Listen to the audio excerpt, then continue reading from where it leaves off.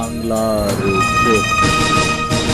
ও রাজা আপনার দরবারে গো রাজা আপনার দরবারে গো কি ধন আমি চাইব রাজন গো। চেয়ে নাও, তোমার মন যা চায় তাই তুমি চেয়ে নাও।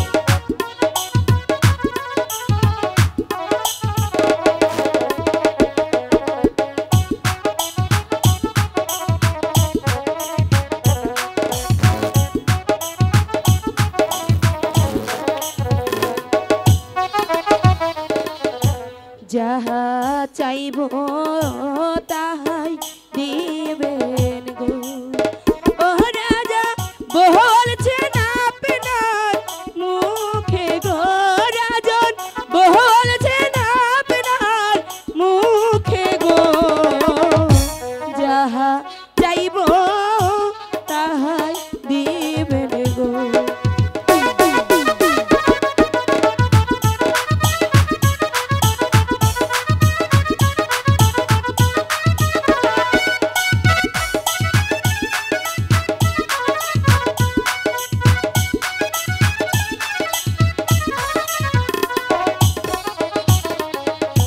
টাকা চাই না পয়সা চাই না গো ও বাদশা চাই না রাজার রাজ গো আমি চাই শুধু রাজ। কন্যা, তোমার এত সাহস, তুমি বাদশা বঙ্গরাজ সম্মুখে দাঁড়িয়ে তুমি কি বলছো আমি যে কিছু বুঝতে পারছি না।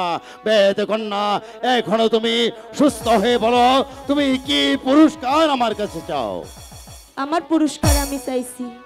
আমি বলছি তুমি তোমার জীবন বাজি রেখে আমার পুত্রকে সুস্থ করে তুলেছ, তুমি তোমার কাছে আমি ঋণী, কিন্তু সেই ঋণের পরিমাণ এত বেশি নয় যে আমার পুত্রকে দিয়ে তা শোধ করতে হবে।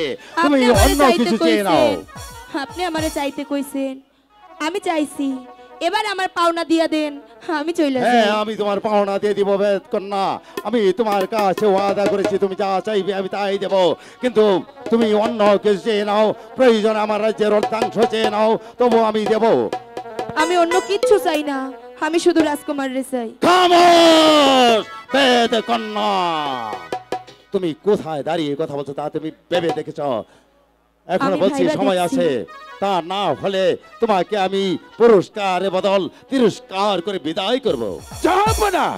আমি বলছিলাম কি, সাপে দংশন করেছে শাহজাদাকে, এবার আপনাকে ধ্বংস করবে ওই ছোট জাত। আমার ভাবতে অবাক লাগছে, তোমার মতো একটা হিংস্র প্রশ্ন এই রাজ দরবারে কেমন করে থাকে? থামো বেদ কন্যা, বলে যে না এটা বাদশা বঙ্গরাজের রাজ দরবার। এখনো বলছি সময় আছে, তুমি অন্য কিছু চেয়ে নাও, আমি তোমাকে দেবো। আমি ওয়াদা করেছি, আমি বাদশা বঙ্গরাজ, ওয়াদা কখনো বরখেলাপ করি না। তাই বলো তুমি অন্য কি চাও? আমি অন্য কিচ্ছু চাই না। হ্যালো, তাহলে কি আমি ভাবমু বঙ্গরাজ কথা দিয়ে তার কথা রাখতে পারে না?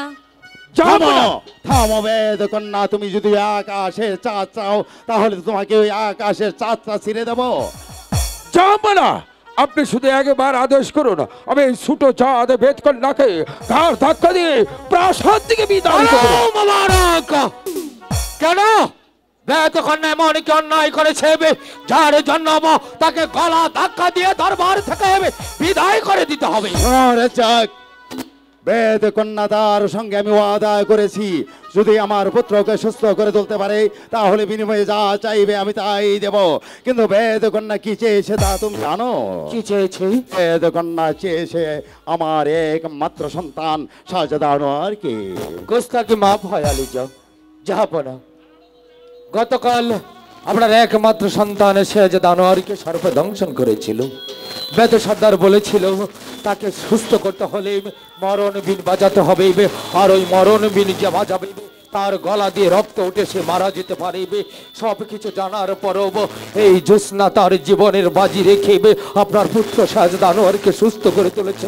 তাই বলছি শাহজাদা আনোয়ারকে পেয়ে যদি জ্যোৎস্না খুশি হইবে, সুখী হয়, তাহলে ওই পুরস্কার দিইবে আপনি জ্যোৎস্নাকে সসম্মানে বিদায় করুন।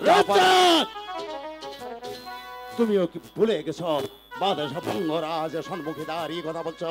আমি পূর্বেই বলেছি বেদ কন্যা তার জান বাজি রেখে আমার পুত্রকে সুস্থ করে তুলেছে, তাই ওই বেদের কাছে আমি ঋণী, কিন্তু সেই ঋণের পরিমাণ এত বেশি নয়। আমার পুত্রকে দিয়ে সেই ঋণ শোধ করতে হবে।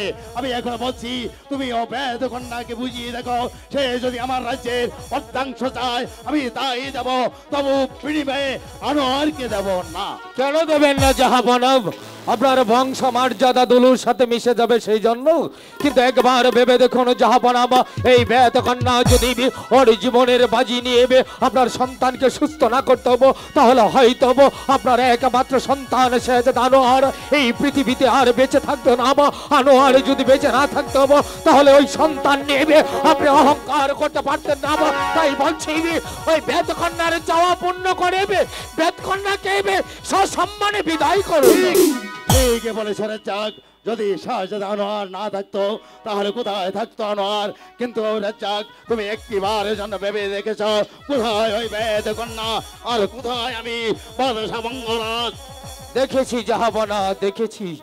আপনারা হচ্ছেন এই বঙ্গরাজ্যের বাদশাহ, শাহজাদা আনোয়ার হচ্ছে বঙ্গরাজ্যের বাবি বাদশাহ, আর এই জ্যোৎস্না হচ্ছে সামান্য এক ছোট জাতির কন্যা, বেদ কন্যা। তাই তাকে পুত্রবধূ বলে স্বীকৃতি দিতে আপনার বিবেকে বাঁচবে। কিন্তু জাহাপনা, আপনার এই রাজ্যে উজির আলা ছিল, মোবারক ছিল, আমি রাজ্জাক ছিলাম, আমরা তো কেউ জীবনের বাজি নিয়ে আপনার সন্তানকে সুস্থ করে নিবে। এই বেদ কন্যা তার জীবনের বাজি নিয়ে আপনার সন্তানকে সুস্থ করেছে। আমি শুনেছি বেদ কন্যা শাহজাদা আনোয়ারকে ভালোবাসে, আর শাহজাদা আনোয়ারও বেদ কন্যাকে ভালোবাসে। তাই বলছি ওদের চারটি হাত এক করে দিয়ে এই বেদ কন্যাকে আপনার পুত্রবধূর স্বীকৃতি দেবে, এই শাহী মাহলে তাকে স্থান দিন জাহাপনা। থামো থামো রাজ্জাক, থামো। আর আমি শুনতে চাই না ওই বেদ কন্যাকে আমার পুত্র আনোয়ার তাকে ভালোবাসে। একথা বলতে তোমার জিভে একটু আটকেল না রাজ্জাক? যাব না। আমি বলছিলাম কি, রাজ্জাকে দুটি কথা বলতে চাই। তোমার কি রাজ্জাক মনে আছে তুমি যখন পিতৃস্থল হারিয়েছিলে সেদিন তুমি কি জাহাপনা তোমাকে কেউ পিঠে করে মানুষ করেছিলে? তোমার কি মনে আছে তুমি রাস্তায় রাস্তায় ঘুরে বেড়েছিলে, তোমাকে সেনাপতি কাজ বহল করেছিলে? আজ তুমি তার কথা না মেনে সামান্যকে বেদের কন্যা তুমি আস্থা দিয়েছ। তুমি কেমন করে ভাবলে সে ব্রাহ্মণ হয়ে চাঁদের গায়ে হাত দিতে পারে? ভুলিনি উজির সাহেব, ভুলিনি। জাহাপনা আমাকে কুলে পিঠে করে মানুষ করেছে, সে কথা আমি যেমন ভুলে যাইনি তেমনি ভুলে যাইনি এই বেদ কন্যাকে আমি ভগ্নী বলে আমার বুকে স্থান দিয়েছি। তাই তো নিজের ভগ্নীর সুখের জন্য, নিজের ভাইয়ের মতো বন্ধুর মুখে হাসি ফোটানোর জন্য আমি জাহাপনাকে অনুরোধ করে বলছি আপনি ওদের ভালোবাসা মেনে নিন জাহাপনা, এতে আপনার মঙ্গল হবে। আমি আর শুনতে চাই না তুমি ওই বেদ কন্যাকে ভগ্নী বলে সম্বোধন করেছো। একথা শুনেও আমার ঘৃণা হচ্ছে। ওই সামান্য একটা বেদ কন্যাকে ভগ্নী বলে সম্বোধন করলে যাও আমার সম্ভব থেকে মুবারক। আমি শুনতে চাই না এই মুহূর্তে ওই বেদ কন্যাকে ঘাট ধাক্কা দেবে।